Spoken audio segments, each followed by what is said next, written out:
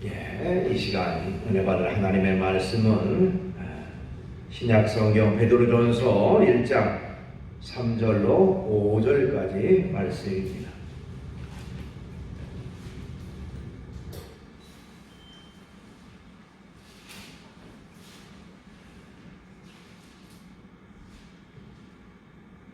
신약성경 377쪽에 있습니다. 베드로전서 1장 3절로 5절 말씀까지 받들어 봉독을 하겠습니다. 우리 주 예수 그리스도의 아버지 하나님을 찬송하리로다. 그의 많으신 긍휼대로 예수 그리스도를 죽은 자 가운데서 부활하게 하심으로 말미암아 우리를 거듭나게 하사 산 소망이 있게 하시며 썩지 않고 더럽지 않고 쇠하지 아니하는 유업을 잊게 하시나니 곧 너희를 위하여 하늘에 간직하신 것이라.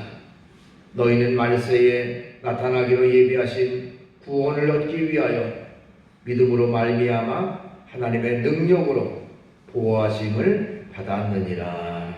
아멘. 말씀을 5절까지 받들어 봉독을 했습니다. 이 시간 우리 찬송 한 장을 같이 부르도록 하겠습니다. 164장 찬송입니다. 찬송가 164장.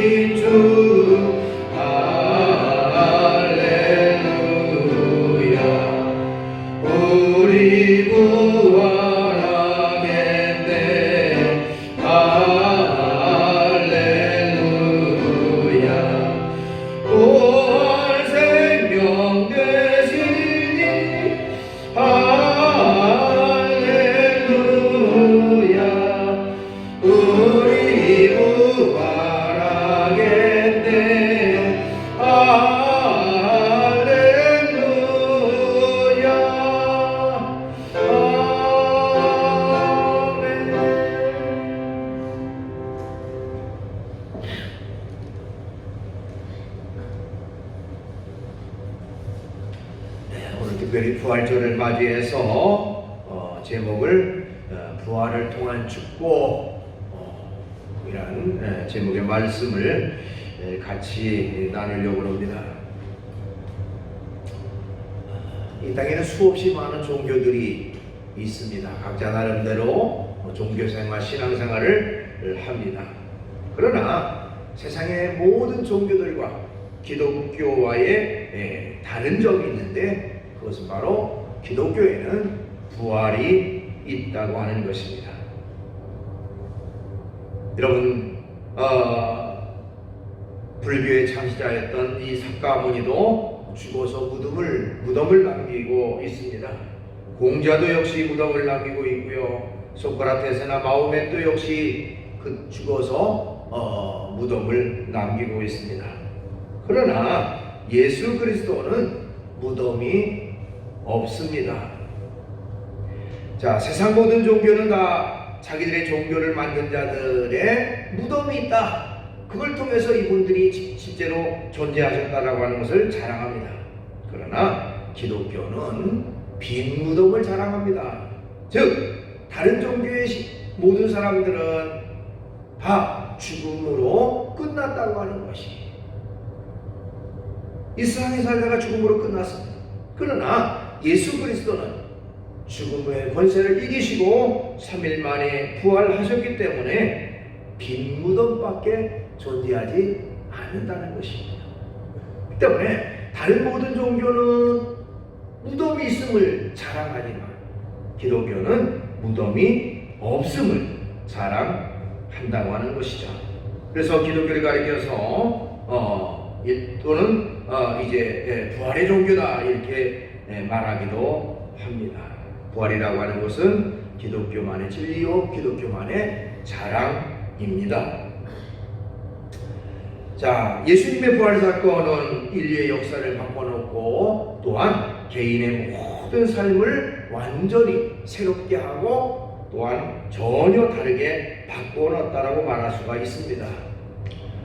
영국의 가장 유명한 대학 중에 하나인 옥스포드라고 하는 대학의 역사 교수였던 토마스 아놀드라고 하는 그런 박사는요, 역사학자로서 평생 동안에 과거의 역사들을 연구하고 또 사실들을 조사해서 그것 하나하나를 사실관계를 낱낱이 조사하고 연구하는 그런 일에 매진을 했다고 합니다.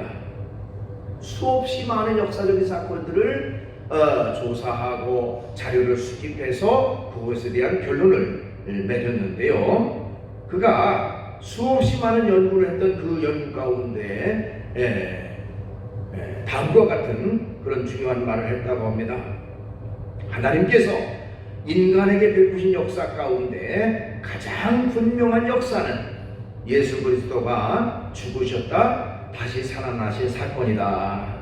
인류 역사 가운데 이것만큼 분명하고 완전한 사실은 찾아보지 못했다. 모든 역사 가운데 가장 확실한 표적은 바로 예수께서 죽음에서 부활하신 사건이라고 그렇게 증언을 했습니다. 그러니까 예수님의 부활하심을 역사적으로 증명하기 수없이 많은 자료를 찾아보니까 그것이 너무너무 명백한 사실이라고 하는 근거들이 너무 많이 나와서 이것보다 더 명확한 증거 또 실질적인 사실은 없다. 그 정도로 예수 그리스도의 부활은 역사적, 실제적 사실이라고 하는 것을 유명한 역사학자가 역사적으로 증명을 하고 있습니다. 자, 만약에 기독교에서 또 예수님이 부활하심이 없었다면 모든 인간은 여전히 절망 가운데, 낙심 가운데, 죄악 가운데 빠져 있을 수밖에 없었을 것입니다. 예수님이 부활하심으로 말미암아서 우리의 모든 죄와 허물이 용서함 받고 하나님의 거룩한 자녀로서 바로 설 수 있을 뿐만 아니라 하나님의 약속하신 축복을 우리가 누리게 되었다고 하는 것입니다. 오늘 본문 말씀인 베드로전서 1장 3절로 5절까지의 말씀은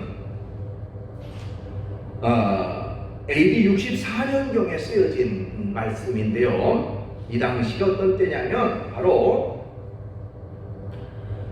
그 당시에 로마의 황제는 여러분들이 잘 알고 있는 이 네로라고 하는 황제가 바로 그 당시 황제였습니다. 그 로마의 황제인 네로는 기독교를 엄청나게 박해하고 핍박했던 사람으로 유명합니다. 그래서 로마라고 하는 나라는 오늘날의 유럽 전 지역과 또 소아시아라고 불렸던 터키 지역까지 완전히 장악했던 그런 시기였어요, 그 당시에. 그러니까 자기가 장악했던 모든 나라의 지역에서 기독교 신앙에 대한 엄청난 박해와 핍박이 있었습니다. 그런 때에 베드로가 이 베드로전서라고 하는 편지를 통해서 비록 핍박과 박해로 어려운 시련을 당하고 있지만은 너무 낙심하지 말아라 그러면서 왜 그러냐? 바로 예수님이 죽음의 권세를 이기시고 부활하셨기 때문에, 그래서 너희에게 산 소망이 되시기 때문에 너희는 낙심하지 말아라.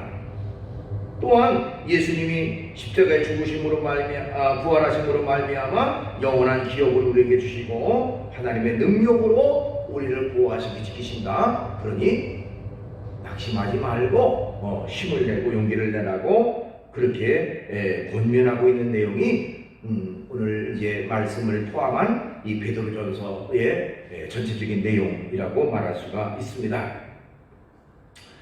오늘 특별히 이제 부활절을 맞이해서 오늘 본문을 중심으로 해서 예수 그리스도의 부활이 우리에게 어떤 축복의 은혜를 주시는가, 우리에게 주시는 축복의 내용을 살펴보면서 같이 은혜를 나누고자 하는 것입니다.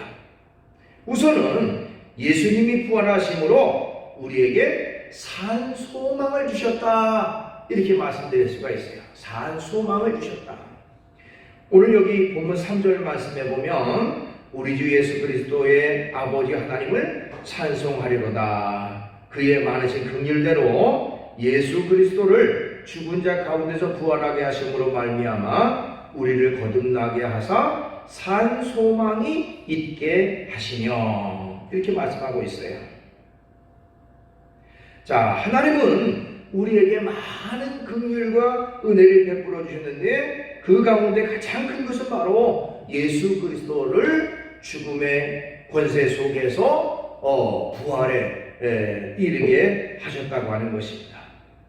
그래서 예수님의 부활 사건은 우리에게 최고의 소망이 돼, 소망 중의 소망이다, 이렇게 말할 수가 있고 산 소망이 된다, 이렇게 말할 수가 있습니다. 그 소망이 있기 때문에 우리는 흔들리지 않습니다.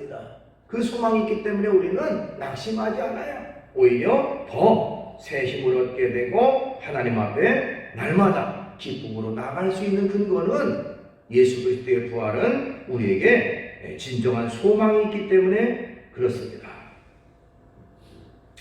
시편 146편 5절 말씀에 보면 야곱의 하나님을 자기의 도움으로 삼으며 여호와 자기 하나님에게 자기의 소망을 두는 자는 복이 있도다, 이렇게 말하고 있어요. 누가 가장 복된 사람이냐? 하나님께 소망을 두는 사람. 그 사람이야말로 가장 복되고 가장 귀한 삶을 사는 사람이라고 말하고 있는 것입니다.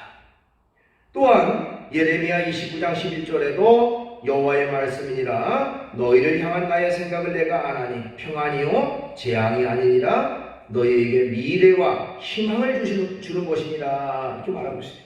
하나님이 우리에게 주시는 것은 미래의 희망, 미래의 소망을 우리에게 주시는 것이 하나님의 뜻이라. 그러니까 이 모든 말씀을 우리가 종합해 보면 하나님이 우리에게 소망을 주시기 때문에 현재의 어려움과 현재의 고난과 현재의 힘든 것을 통해서 낙심하지 말고 소망 가운데 담대함으로 나아가라고 하는 것을 우리에게 권고하고 있는 것입니다. 소망을 가진 사람은 결코 낙심하지 않습니다. 하나님을 바라보기 때문에 그렇습니다. 소망을 가진 사람은 어떤 어려움이 있어도 인내하고 참고 견딥니다. 왜? 결국에는 하나님이 승리 가운데로 인도하실 줄 믿기 때문에 그렇습니다. 그래서 현실이 어렵고 고난이 오고 핍박이 오고 아무리 이 고통 가운데 있더라도 소망이 있다면 그것이 고통으로 여겨지지 않아요. 왜? 하나님이 나를 결국 이기게 하시고 하나님이 나를 결국 건져주시고 하나님이 결국 나를 이끌어주시기 때문에 그 소망이 있기 때문에 낙심하지 않는 것입니다.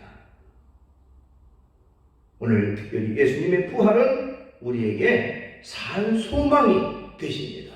그 때문에 우리는 결코 어떤 일에도 낙심하거나 절망하지 않는 그런 축복을 우리에게 베풀어 주신다고 하는 것입니다. 그 다음에 두 번째로 예수님의 부활하심으로 우리에게 하늘의 유업이 주어졌다 이렇게 말씀드릴 수가 있어요. 하늘의 유업. 오늘 본문 4절 말씀에 보면 썩지 않고 더럽지 않고 쇠하지 아니하는 유업을 있게 하시나니 곧 너희를 위하여 하늘에 간직하신 것이라 이렇게 말하고 있어요. 자, 유업이라고 하는 말이 나옵니다. 유업을 잊게 하셨다. 유업이라고 하는 말은 법률적으로는 부모나 조상으로부터 상속받은 재산이에요. 그러니까 우리가 쉽게 말하면 유산이라고 하는 말과 같은 말이에요. 유업이라는 말은 유산. 부모로부터 물려받은 것이 곧 유업이에요. 근데 기독교 신학적으로 말하면 하나님께서 그의 약속을 따라 순종하는 백성에게 주시는 하나님의 축복을 유업이라고 말합니다. 그 유업이라고 하는 것은 이 땅에서 사는 날도 누리게 되고 영원한 하나님의 나라에서도 하나님의 유업을 누리게 되어집니다. 그러니까 이 세상 속에서와 영원한 하늘나라에서 영원토록 누리게 되는 것이 하나님의 유업이라고 말씀드릴 수가 있습니다. 여러분, 세상의 유업이라고 하는 것은 시간이 지나면 소멸되고 사라지는 것이 세상의 유업이에요. 그러나 성경에서 말하는 이 하나님이 주시는 유업이라고 하는 것은 영원한 것이라 이렇게 말씀드릴 수가 있습니다. 자, 이스라엘 백성들 즉 애굽에서 나온 이스라엘 백성들에게 유업이라고 하는 것은 곧 가나안 땅이 그들의 유업이었어요. 하나님이 예비하신 젖과 꿀이 흐르는 땅, 그 유업을 너에게 줄 것이다. 그것이 바로 구약 성경에 나오는 하나님의 유업, 이스라엘 백성을 향한 유업이라고 말씀드릴 수가 있습니다. 자, 신약 성경에서는 즉 그것은 하나의 모형이라고 말할 수가 있는데 뭐의 모형이냐면 신약에 와서는 유업은 하나님의 나라 천국이 곧 우리의 유업이에요. 궁극적인 유업이죠. 그러니까 이스라엘 백성이 애굽이라고 하는 곳에서 나왔습니다. 그것은 바로 이 세상 속에서 죄악 가운데 빠져 있는 사람들이 이 세상 가운데서 벗어나서 하나님을 믿는 믿음의 사람으로 예수 그리스도를 통해서 죄 사함 받는 구속의 은혜를 바로 출애굽과 같은 뜻으로 해석을 해요. 출애굽. 그래서 나왔습니다. 그리고 나서 어디로 가느냐? 하나님의 나라, 즉 가나안으로 가는 그 과정은 바로 우리에게 영원한 유업, 하늘나라 천국으로 나아가는 그런 결과를 우리에게 주신다고 하는 것이죠. 여러분, 세상의 유업이라고 하는 것은 오랜 기간이 지날수록 썩어지고 없어지는 것이 세상의 유업이라고 말씀드릴 수가 있습니다. 여러분, 우리나라에도 수없이 많은 기업들이 있지요. 한때는 최고의 재벌이다, 최고의 기업이다 이렇게 했던 그런 기업들도 지금 현재 20년, 30년 지난 지금 현재는 아예 건물도 없어지고 회사 이름도 없어진 그런 기업들이 많이 있습니다. 그러니까 한때는 흥황했던 것이 시간이 지나면서 점점 쇠퇴하는 그것이 어떻게 보면 세상적인 유업이라고 말씀드릴 수가 있어요. 그러나 하늘나라 천국의 유업은 영원한 유업이고 하나님께서 보장하신 하나님이 책임져 주시는 유업이라 그 유업이 우리에게 주어지게 됐다고 하는 것입니다. 역대상 28장 8절 말씀에 보면 이제 너희는 온 이스라엘 곧 여호와의 회중이 보는 데서와 우리 하나님이 들으시는 데서 너희 하나님 여호와의 모든 계명을 구하여 지키기로 하라. 그리하면 너희가 이 아름다운 땅을 누리고 너희 후손에게 끼쳐 영원한 기업이 되게 하리라. 이렇게 말하고 있습니다. 하나님의 말씀, 하나님의 뜻, 하나님 보시기에 합당한 삶을 살아간다면 너희에게 영원한 기업이 될 수 있도록 그렇게 이끌어 주시겠다고 하는 그런 약속의 말씀인 것입니다. 하나님 말씀을 지키는 자에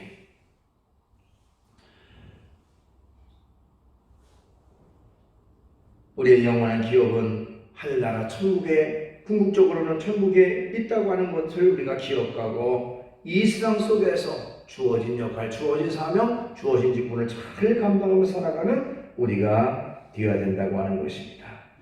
자, 예수님께서도 우리보다 앞서서 하늘나라에 가셨고 이제 다시 오실 텐데 다시 오시는 목적은 무엇이냐? 우리를 그 하나님이 예비하시는 곳으로 인도하기 위해서 다시 이 땅에 오신다고 말씀하셨어요. 요한복음 14장 1절로 3절에 보면 너희는 마음에 근심하지 말라. 하나님을 믿으니 또 나를 믿으라. 내 아버지 집에 거할 곳이 많도다. 그렇지 않으면 너에게 이르렀으리라. 내가 너희를 위하여 거처를 예비하러 가노니 가서 너희를 위하여 거처를 예비하면 내가 다시 와서 너희를 내게로 영접하여 나 있는 곳에 너희도 있게 하리라. 주님께서 먼저 가셔서 우리의 거처를 예비하셨고 다시 오셔서 우리를 이제 데리고 영원한 하나님의 나라로 인도하기 위해서 이 땅에 다시 오신다는 것입니다. 이처럼 주님이 부활하심으로 말미암아 우리는 하나님의 백성, 천국 백성이 되게 하셨고 영원한 하나님의 유업을 이어받는 그런 축복된 자들이 되어지게 됐다고 하는 것입니다. 여러분, 세상의 유업, 유산이라고 아까 얘기했죠? 유업. 그것은 누가 받습니까? 자녀들이 부모의 유업을 이어받게 되는 거예요. 자녀가 아닌 사람이 부모의 유업을 이어받을 수가 없는 거죠. 마찬가지로 우리가 하나님의 자녀이기 때문에 하나님의 유업이 우리에게 주어지게 된다고 하는 것입니다. 하나님의 영원한 천국이 우리에게 유업으로 주어진다. 그렇기 때문에 그 소망, 우리가 그것을 예수 그리스도를 통해서 하나님의 영원한 유업이 주어졌다는 사실을 우리가 기억해야 되는 것입니다.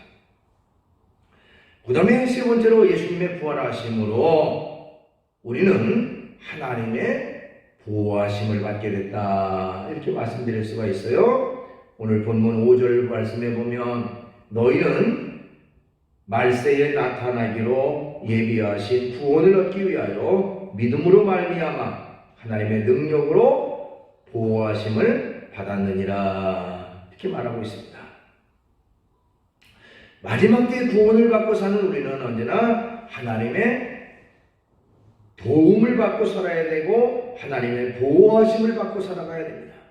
하나님의 도움 없이, 하나님의 보호하심 없이 잠시 잠깐 동안도 살 수 없는 것이 오늘날의 우리의 삶이에요. 참 잠시 잠깐 후에 어떤 일을 당할지 모르는 세상을 우리가 지금 살아가고 있습니다. 그렇기 때문에 하나님의 보호를 받고 하나님의 도우심을 받고 하나님의 지키심을 받는 그런 삶을 우리가 살아가야 된다고 하는 것입니다. 신명기 32장 10절 보니까요, 여호와께서 그를 황무지에서 짐승이 부르짖는 광야에서 만나시고 호위하시며 보호하시며 자기의 눈동자같이 지키셨도다. 이렇게 말하고 있습니다.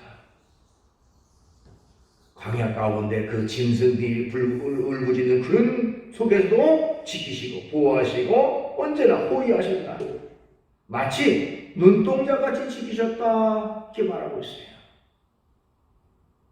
여러분, 이 눈동자같이 지키신다고 하는 표현이 성경에 여러 곳에 나오는데요, 굉장히 큰 그런 뭔가 그 감동이 되고 은혜가 되는 그런 말씀이에요. 여러분, 사람의 눈이 얼마나 소중합니까? 그 눈동자를 위해서 눈꺼풀이라고 하는 게 있잖아요. 그 조그만 이물질이 뭐가 들어오면 눈꺼풀이 그냥 탁 닫혀요. 그죠? 뭔가 이물질이 들어오지 못하면 탁 닫히게 되고요. 또 뭔가 들어왔습니다. 그러면 금방 눈물이 나요. 눈물이 나서 씻어요. 그 이물질을 씻어내. 그래서 어떻게 해서든지 눈을 정화시키고 눈을 깨끗하게 눈을 보호하는 그런 역할을 합니다.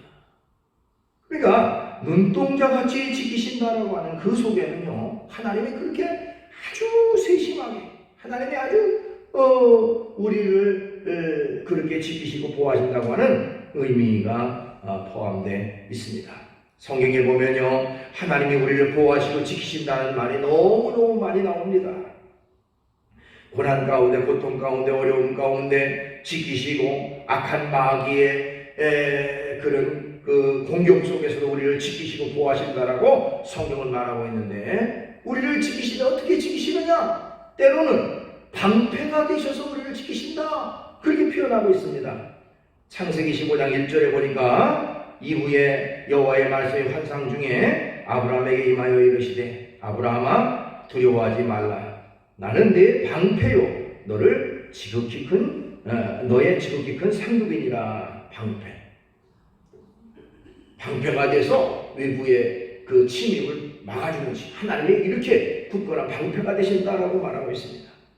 때로는요, 하나님이 반석이 되시고 요새가 되셔서 우리를 지키신다고 말하고 있습니다. 시편 18편 2절에 보니까 여호와는 나의 반석이시요 나의 요새시요 나를 건지시는 이시요 나의 하나님이시요 내가 그 안에 피할 나의 바위시요 나의 방패시요 나의 구원의 뿌리시요 나의 산성이시로다. 그래서 하나님이 이렇게 우리를 지키신다는 거예요. 하나님이 이렇게 보호하신다는 거예요. 그 때문에 그 하나님의 보호를 받는 우리 입장에서는 안전하게 조금도 염려하거나 근심할 이유가 없다고 하는 것입니다. 왜? 하나님이 지키시고 하나님이 보호하시기 때문에. 때로는 하나님은 목자가 되셔서 목자가 양을 보호하듯이 우리의 목자가 되셔 우리를 보호하신다고 그랬습니다. 때로 하나님은 암탉이 병아리를 품에 안고 보호하는 것처럼 우리를 품고 우리를 보호하신다고 말씀하고 있습니다. 어쨌든 수없이 많은 곳에 하나님이 우리를 지키신다, 보호하신다, 돌보신다 하는 내용이 너무너무 많이 있어요. 여러분, 이 하나님의 보호하심, 이 하나님의 돌보심을 기억하고 날마다 감사 가운데 살아가는 그런 우리가 되어야 될 줄로 믿습니다. 우리나라는 그 허리케인, 그 휘오리 바람 같은 게 뭐 그렇게 흔하지 않습니다만은 그 미국에는 가끔 뉴스 같은 데 보면 그 허리케인, 이 휘오리 바람이 갑자기 나와가지고 막 지붕이 날아가고 차가 막 날아가고 사람 수없이 많은 그런 인명 피해를 내는 이제 그런 일들이 가끔 있는데요. 미국에서 오래전에 실제로 있었던 그런 사건입니다. 미국의 그 플로리다 주에 갑자기 허리케인이 강타를 한 적이 있었다고 그래요. 역사상 유례를 찾을 수 없을 만큼 대형 허리케인이 이 카리브해에서 발생해가지고 예고도 없이 플로리다 주에 강타를 했다고 합니다. 그때 그 지역에 한 호수가 하나 있었는데요. 그 호수가에 찰스 시어즈라고 하는 사람이 그의 아내와 3명의 자녀들과 함께 살고 있었다고 그래요. 근데 순식간에 다가온 이 허리케인에 의해서 호수의 제방이 무너져 버리고 그로 인해서 그들의 집이 그 제방 뚝이 무너지면서 이제 물에 잠기게 됐다고 하는 것입니다. 자, 물에 잠기게 되면서 어떻게 해서든지 그 와중에 살기 위해서 지붕 위에 있다가 옆에 있는 나무로 기어 올라가게 됐다고 하는 것입니다.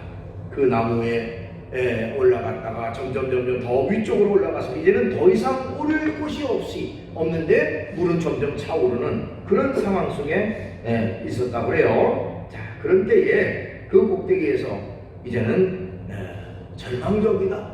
이제는 우리는 죽을 수밖에 없다라고 그의 남편이 외치고 있을 그때에 그의 아내가 그렇게 말했다고 합니다. 그런 말 하지 말아요. 자, 하나님이 우리와 함께 하십니다. 하나님이 반드시 우리 가족을 살리실 겁니다 하고 낙심하지 말자고 하면서 간절히 하나님 구해달라고 건져달라고 부르짖어 기도하고 또 찬양을 부릅니다. 우리가 부르는 찬송가 중에 382장 너그시 걱정 말아라 주 너를 지키리 주 날개 밑에 거하라 주 너를 지키리 아무 때나 어디서나 주 너를 지키리 하면서 찬양을 그냥 속에서 그들이 찬양을 부르는 순간 너무 성령의 그 감동이 되고 감화가 돼서 그야말로 기쁨이 충만한 그런 결과가 됐습니다. 그때에 그 찬양을 부르는 중에 보니까 평소에 그 호수 쪽에 그냥 처박아 놨던 그러니까 거의 사용하지 않았던 그 낡은 배가 하나 있었는데 그게 어떻게 자기들 쪽으로 이제 떠내려오게 됐고요. 결국에는 그걸 붙잡아서 낡은 배를 붙잡아서 가족이 살게 되는 그런 결과가 됐습니다. 자, 이 얘기는 가이드 포스트라고 하는 신앙잡지, 기독교 신앙잡지에 실제로 있었던 간증으로 실리게 돼서 많은 사람들에게 감명과 감동을 주었습니다. 자, 여러분, 구약시대에 역사하셨던 하나님, 신약시대에 역사하셨던 하나님, 그 하나님 그때만 역사하고 지금은 역사하지 않는 하나님이 아니라 오늘날도 역사하신 하나님이십니다. 그 하나님은 저와 여러분 속에도 역사하시고 우리와 함께 하십니다. 우리를 보호하시고 지키십니다. 그 때문에 우리는 결코 낙심하거나 낙망하지 말고 언제나 담대하고 주의 길 걸어가는 우리가 되어야 됩니다. 예수님이 부활하심을 통해서 우리에게 이렇게 또한 하나님이 보호하신다고 하는 사실을 우리가 확신할 수 있는 결과를 우리에게 주셨다고 하는 것입니다. 이사야 42장 6절에 보니까요, 나 여호와가 의로 너를 불렀은즉 내가 네 손을 잡아 너를 보호하며 너를 세워 백성의 언약과 이방의 빛이 되게 하리니 이렇게 말하고 있습니다.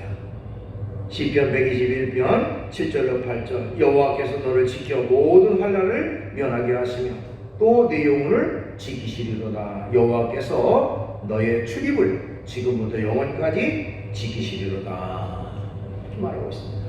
하나님이 지키신다. 하나님이 보호하신다. 그러니 걱정할 이유가 있습니까? 낙심할 이유가 있습니까? 우리는 담대함으로 기쁨으로 주의 길 걸어가게 되는 것입니다. 오늘 특별히 예수 그리스도의 부활이 우리에게 주는 축복의 내용을 살펴봤습니다. 예수 그리스도께서 부활하셨기 까닭에 우리에게도 산 소망이, 부활의 소망이 주어지게 되어 소망을 가지고 소망 가운데 살아갈 수 있도록 해주셨다는 것입니다. 예수님의 부활이 있기 까닭에 하늘의 기업을 어디 있는 하늘의 상속자가 되어지는 그런 축복이 우리에게 주어졌다고 말씀드릴 수 있고, 예수님이 부활하셨기 까닭에 하나님의 보호하심과 하나님의 돌보심이 우리에게 구체적으로 이루어지게 됐다고 하는 사실을 우리가 깨닫게 됩니다.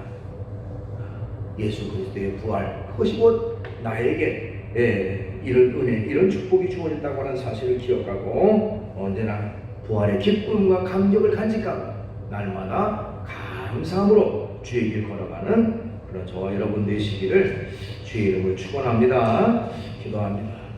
걸어가신 주님을 찬양합니다. 예수님의 부활은 실제적 사실이요 실제적 사건이라고 하는 것을 우리는 성경을 통해서 역사적 사실을 통해서 깨닫게 됩니다. 하나님, 우리에게도 부활의 산 소망을 허락해 주시옵소서. 예수님이 부활하였기에 우리도 부활에 참여한다는 그 사실을 확신하고 기쁨으로 담대함으로 주의 길 걸어갈 수 있도록 인도하시고, 언제 어느 때든지 하나님이 우리를 지키시고 보호하시고 돌보신다는 사실도 깨닫게 하셔서 참으로 고난 가운데 낙심하지 아니하고 어려운 가운데 힘든 가운데 절망하지 않고 더 담대함으로도 주께로 나아갈 수 있는 저희가 되게 해주시옵소서. 예수님의 이름으로 기도하옵나이다. 아멘.